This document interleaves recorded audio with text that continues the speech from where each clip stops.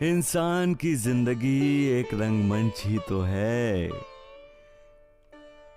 इस रंगमंच पर इंसान कई तरह की भूमिकाएं करता है,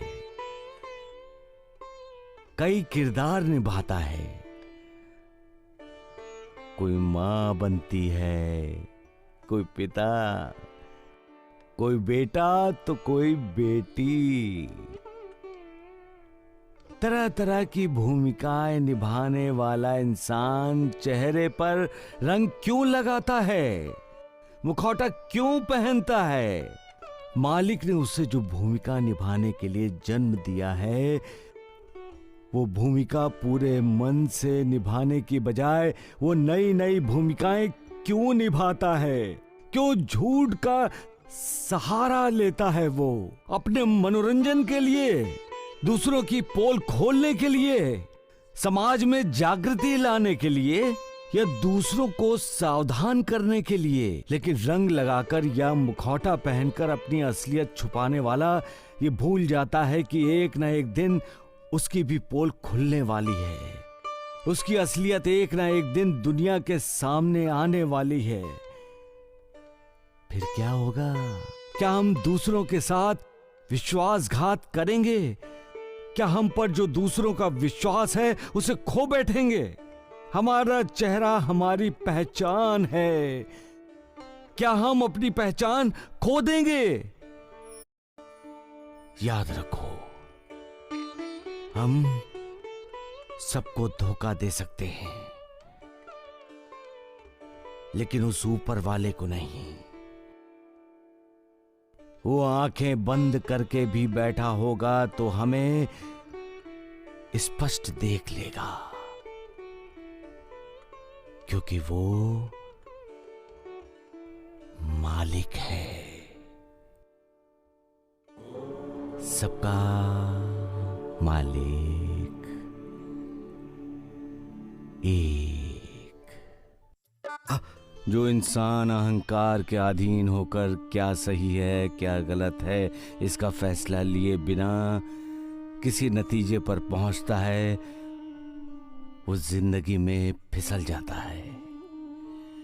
अहंकार इंसान को ना अपने परिवार के सामने झुकने देता है, ना मालिक के सामने। जो झुकता नहीं है वो टूटता है। ये सच जानते हुए भी इंसान अपने अहंकार को बढ़ावा देता है और आखिर में टूट जाता है। टूटने पर उसे अपनी गलती का एहसास होता है। अहंकार के अधीन होने का उसे अफसोस होता है, लेकिन तब तक बहुत देर हो चुकी होती है और उसके अपने पराए हो चुके होते हैं। साईं बाबा तो भगवान है। जो अपने कर्तव्य को भूलता है, उससे मुंह मोड़ता है, उसे भगवान कभी भी याद नहीं करता। जो अपने परिवार को ठुकराता है, भगवान उसे ठुकरा देते हैं, उसे कभी अपने करीब नहीं लेते। पुंडलिक नाम का एक भक्त था। अपने माता पिता की सेवा करता था। उसकी भक्ति देखकर विठ्ठल भगवान उस पर प्रसन्न हुए और उन्होंने पुंडलिक के दरवाजे पर दस्तक दी।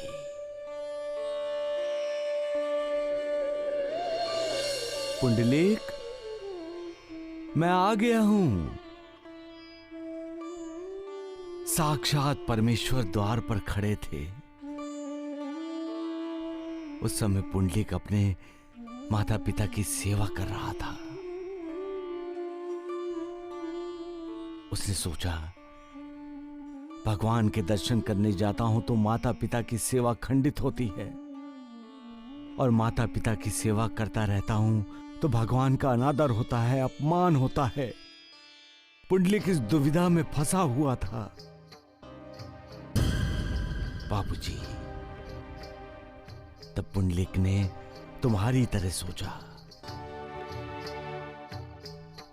उसने अपने माता पिता की सेवा खंडित नहीं की और द्वार पर आए हुए विठ्ठल भगवान को कहा कि क्षमा कीजिए, मैं तत्काल आपका आदर सत्कार पूजा प्रार्थना करने नहीं आ सकता, क्योंकि मैं माता पिता की सेवा करने में व्यस्त हूं। आप मेरा इंतजार कीजिए और उस ईंट पर खड़े रहिए। बापूजी, पंढरपुर में आज भी विट्ठल भगवान, जिन्हें सभी भक्त विठोबा कहते हैं, ईंट पर खड़े हैं। आज भी हम सभी विट्ठल का नाम लेने से पहले पुंडलिक का नाम लेते हैं। पुंडलिक वरदा हरि विट्ठल, यह है पुंडलिक का महात्म्य। भगवान उसे ढूंढते हुए स्वयं उसके दरवाजे पर आए और तुम भगवान को ढूंढने के लिए अपने माता पिता पत्नी बच्चों का त्याग करके हिमालय जाना चाहते हो। क्षमा कीजिए साईं बाबा, मुझे क्षमा कीजिए। अरे तुम कितने भाग्यशाली हो, कितने भाग्यशाली हो बापूजी, तुम नहीं जानते। बहुत लोग हैं जिन्हें माता पिता के सुख का लाभ नहीं होता।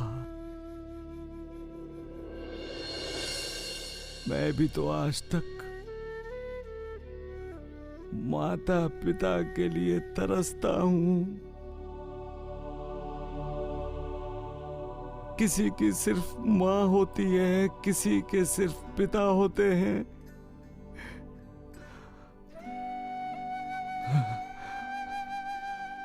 तुम्हारे तो दोनों हैं। बापूजी, भगवान की कृपा तुम पर है, इसीलिए तो उसने तुम्हें हंसता खेलता परिवार दिया और तुम उन्हें रुला रहे हो।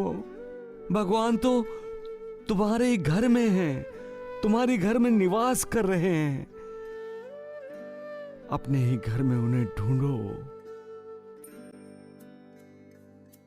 कल्याण होगा तुम्हारा। जब किसी घर में खाना बनाया जाता है तो वो मालिक उस भोजन पर खाने वाले का नाम लिख देता है। कृपा और कृपण में क्या संबंध है? कृपा से कृपण बना है गुरुदेव। हाँ, अच्छा। कृपण का मतलब है कृपा न करने वाला, कंजूस, जो कृपा करता ही नहीं। मालिक तो कहता है कि हर किसी पर कृपा करो, जितनी हो सके उतनी दूसरे की सहायता करो। अपने दरवाजे पर आए हुए हर अतिथि का आतिथ्य करो।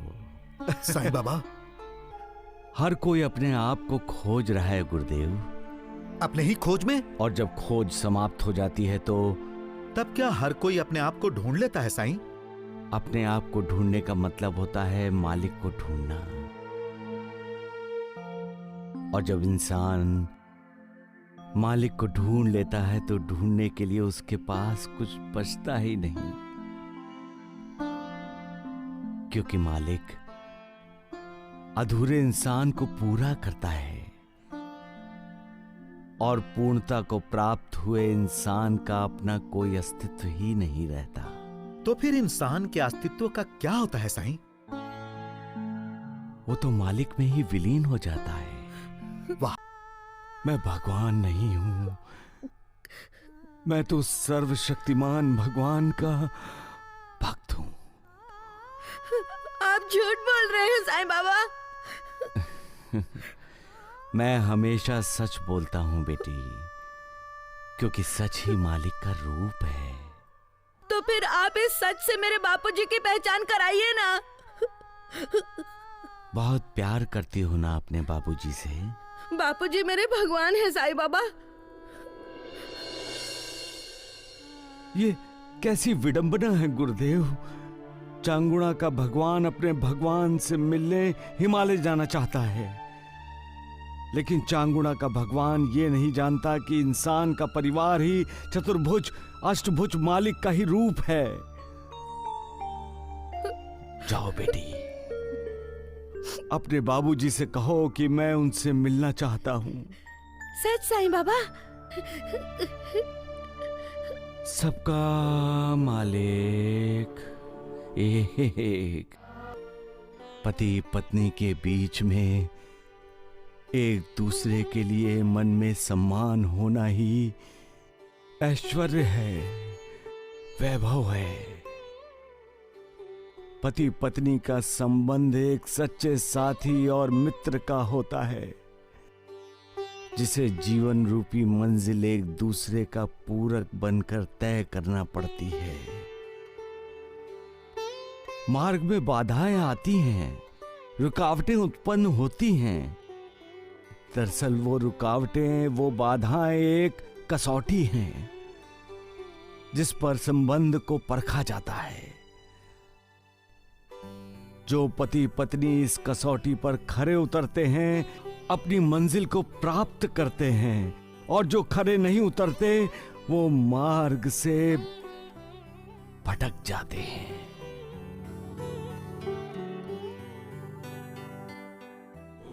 सबका मालिक हे